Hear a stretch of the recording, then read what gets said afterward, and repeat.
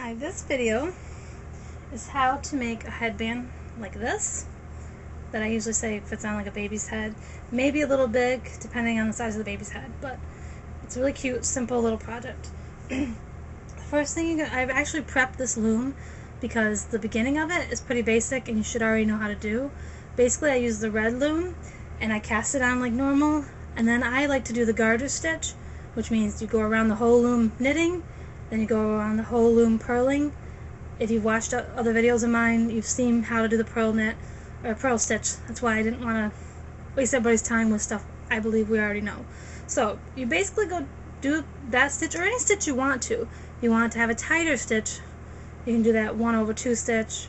You can do a chunky bracelet, whatever stitch you want to do. And you go down, and again, another thing is you can go down as far as you want. As you can tell, this doesn't really show itself on the other side of the bottom of the loom.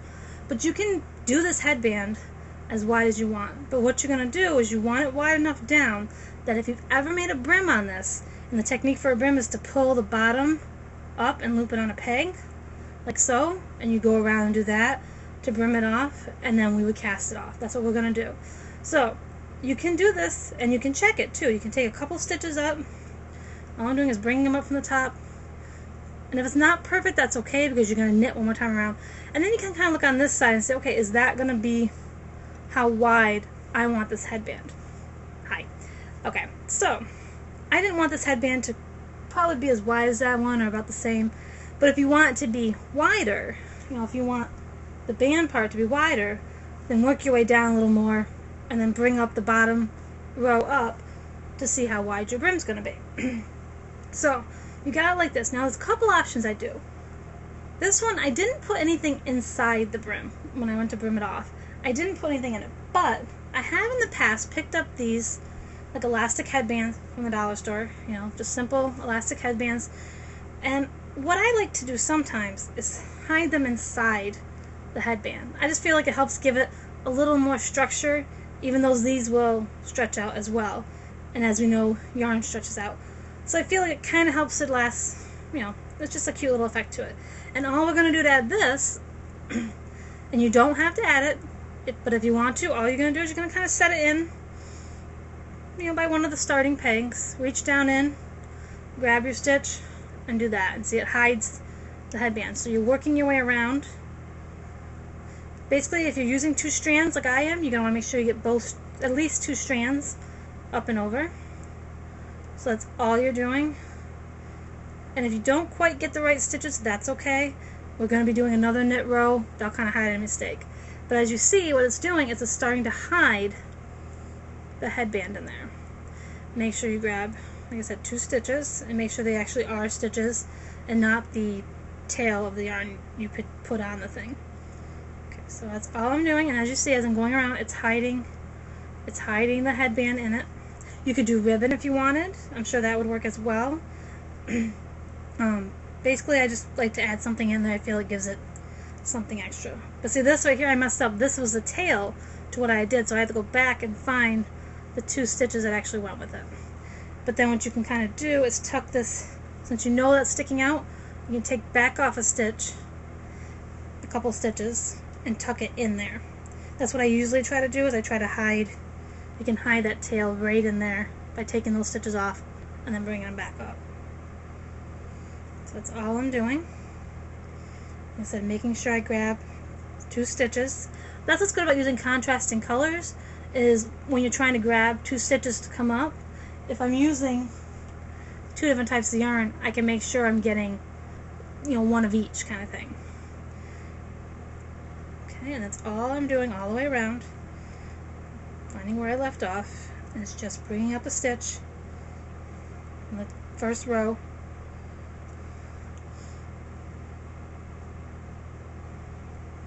See, and all it's doing is help hiding this. So I'm just reaching down, grabbing a stitch, and bringing it up. And by stitch, I mean you're just looking for a loop at the end. I mean, see how this is like this? You're just grabbing that and bringing it up. It's not anything that complicated. I wouldn't be doing it if it was complicated. Okay. And you're going to say, well, this is starting to get tight. That's fine. I mean, you're just hiding it in there. That's all you're doing. So these headbands are very simple to make. As again, I'm just grabbing the bottom, like loop here, and bringing it up. So it's not really a stitch, I guess you'd call it. I guess you'd call it more like bring a loop, bring it up. Find the next loop. And if this starts to get a little tight, just kind of hold it back with your other hand, or with your hand, and just bring it up. I mean, normally I'd be having this sitting on my lap, so it'd be a little easier, but... So you just bring up that first row, and see, it's hiding the headband pretty well. And like I said, you don't need to add it. I just like to add that little extra in there. I want to try it with ribbons sometime, because I think it would help kind of keep the structure in it. Okay, so I'm just finishing bringing up those last bit of loops. It's a little easier as you work around. That's all we're doing. So see, you're just pulling that stitch up. Sometimes you may have to have a stitch, 2 pegs share 1 stitch, and that's fine. It's not going to hurt your project if there's 2 sharing a loop. Now you have it all enclosed. Go ahead and knit off this row.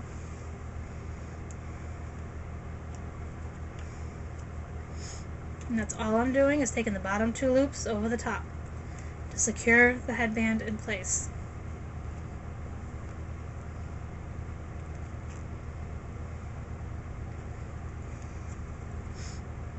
And like I said, it's a pretty quick project to do. I mean, if you're not interrupted, I mean, it wouldn't take you no time at all.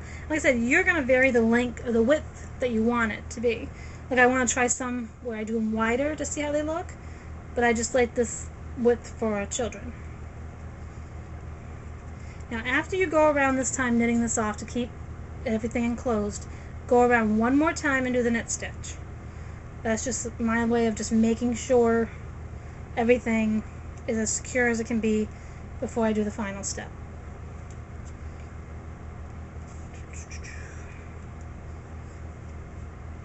Okay, close here to the end. Okay. Okay, so we're on the last couple of stitches here. Like I said, I have one that was sharing one, that's fine. Just make sure that they both go over. Okay, so now I'm on the last stitch, and this is how it looks. You just closed it all off. That's how it looks on the inside. Okay. So go around one more time and just do the knit stitch. Just wrap your pegs and knit over one last time. I always say it's better to be safe than sorry, so that's why I kind of do things a little the extra. I mean, you probably wouldn't need to do it, but I just like to do that little extra. Now, another thing I like to do, if you've gone to my website, is I've actually added beads to the yarn and had a headband that actually had beads on it as well. The same technique I used before doing the beads. It actually came out really cute too. Okay, so I'm just wrapping my pegs.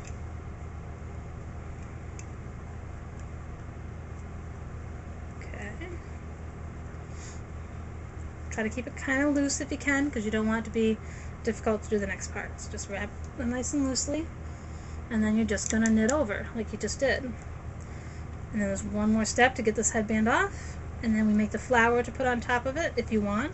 You don't have to add a flower if you don't want to. You can also maybe do pom-poms on it. Nothing is set in stone that I show you. Definitely, do what works for you. All I'm doing is knitting these over, which if you've watched other videos you know how to do. Taking the bottom 2 loops over the top. And the next thing you're going to need is a crochet hook, because we're going to take this off similar to how we take things off the flat panel.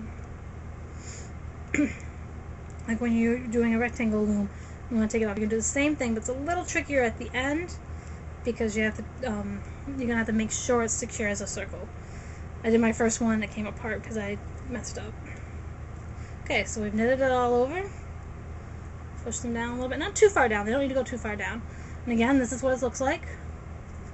Both sides. So again, it's going to be how wide you want it.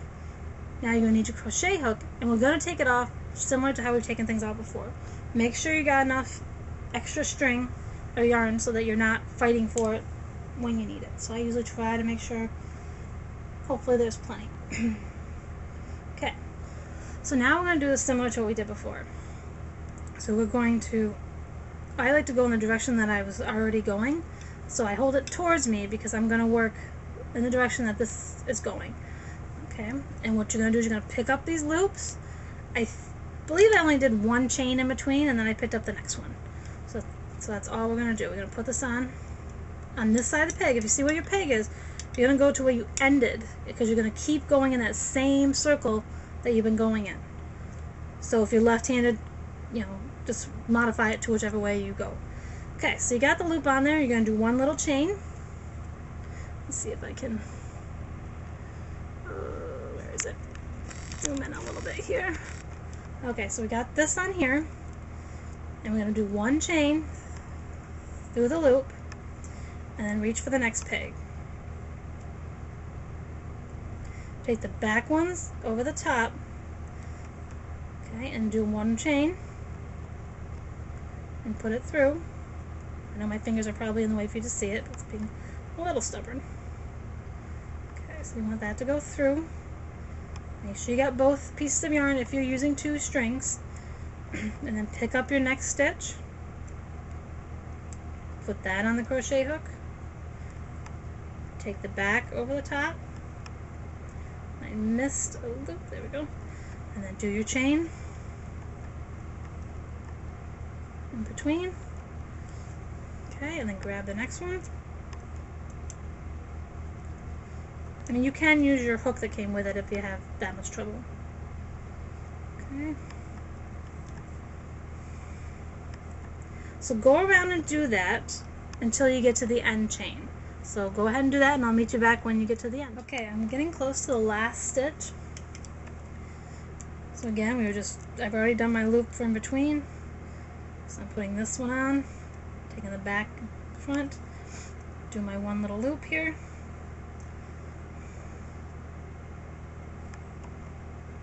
Okay, and then I got the last loop. Once you put it on the crochet hook, you can get rid of this because you don't need that anymore. You're going to take your back one over your top one. Now you're going to, this is what you have to pay attention to. Go to the beginning and grab another one of these loops, even though you've already used it. Don't worry about putting another chain on. Just grab over on the other side and pull it, because you kind of want to make sure it closes off all around. That's what I messed up on before. And because you got a lot of string, just cut yourself off, you know, a little bit here, so because you don't need it anymore. Still got it on the crochet hook. Take your thing, loop it around like you're going to do a loop, and bring that all the way through. Now it's still not tied off. What I like to do here is I like to make a little slip knot in it, because if you decide to make a flower, you can cover up what you're seeing with the flower. So I just kind of do this so it kind of keeps it secure. So you're doing a little knot in there, a little slip knot, and then pull it tight, and that kind of helps lock it in place. See? And if you want to too, you can divide these strands up. If you've got 2 strands on you, and just loop them through one side, loop the other one through the other side, you know, just so that you can end up tying these 2 together. Again, this is where you can place a pom-pom or a flower to hide it, or just make sure if you're going to not put anything on it that you hide this knot behind the project. But if it's the same, almost same color as yarn, nobody will notice it anyway. So I just make a couple knots, and now that's securing that in place, so I can get rid of these tails. I usually leave about probably 1 inch because I want to be able to hide that in there. It may come out later, but I just don't want it to unravel, so I'm just hiding it in to the project. Okay, and now the headband is off the loom. So this is your headband. Might be a little snugger than the other one, but it's a little different. Like I said, they're both not exactly the same. If you look, there's a little difference in them. And that's fine, because you want to be as creative as you can. So this is the headband. Now it's time to make the flower. I'm going to try to keep these as together videos, because I feel that they are. So now I have somebody asking how to use this loom to make a flower. Well, for me, to make the flower that's on here, as you can tell, it's way smaller than this. I didn't use this. But the same technique that you would use on this is what I used on this, on the bigger side. Okay? So what you see me doing on this one, just do it on that one, or even do it on the bigger looms to make a big flower. But for the sake of the headband, I liked it to be a little more proportion to it, so I used this side. So again, if you're trying to figure out how to do a flower on this, that's what I'm doing on this one. You do the same idea on either loom or bigger looms. So what I like about using this one is you can kind of hold on to it. That's what I like. And what you need to do is get yourself the needle, thread it. I've already threaded it with green. I'm going to use the lighter green I have to make the flower. Okay, I know I still have it zoomed in. That's just because I want to have it all ready for the next part. Alright, so I'm going to use the softer one, if it won't be tangled. I think I got it tangled. Okay, you can use just one strand, so whatever side you want to use it on, just find the end. Okay, and what you're going to do, excuse me, is you're going to loop this loom. Sorry about that. Okay, so hold a strand on the outside. I'm going to try to do this so you can see how I'm doing it. You go on one side of the peg, come back around to the other side, go to the next peg, back around to this peg, to this peg, to this peg, to this peg, and to that peg. So you see how it's kind of, don't make it too tight, but you see how it's kind of forming a little bit of that? Do that about 3 times. You could do it thicker if you wanted, but I usually do about 3 times. So you're basically kind of following the same idea you did before. And if you mess up, that's fine. The next step will kind of help. So just rewrap it like you just did. Okay, and sometimes you'll find that you'll get 3 already on one. Sometimes you'll find that maybe you only want to go twice around. But as you see, it's creating a little thicker. Now I still have to go around one more time. I might have these a little tight. Okay, let's push them down a little bit to give yourself room to make sure you can get the last strand on there. And there might even be one that ends up having 4 on it or having 2 because of the way it just seems to be the way you wrap it. I mess up sometimes, but they still come out good. So you're just re-wrapping it, alternating your pegs like I showed you the first time. Okay, and when you get to here, so it looks like that, go ahead and cut some of this off because you don't need really any more. Just maybe give yourself a foot to deal with because you're still going to use that to tie off. Now, with the needle and thread you have on this side, you're going to, excuse me, go in between each of the pegs. That's your idea, is to get through each of the pegs. Now, what I like about using this one is because you can kind of go under already. You know, you can kind of lie them through there. And then, oh, look, it comes through, and you're already on this one peg. Excuse me. So you want to give yourself to, tail, which I have. Okay, so you got it underneath, and then you want to just kind of flip it over to this side, and you're just going to kind of wrap it around so that it comes through. And what it's doing is it's tightening up that, tightening up that middle spot. So then you're going to pick another spot to kind of lie it, and bring it around through a different opening under the bottom. Basically, you're going to kind of try to do it diagonally from where you did it. And what I like about this loom usually is that you kind of have this to hold on to, and you can kind of see it coming out the other side. So you just pull it, make sure it's not caught on anything.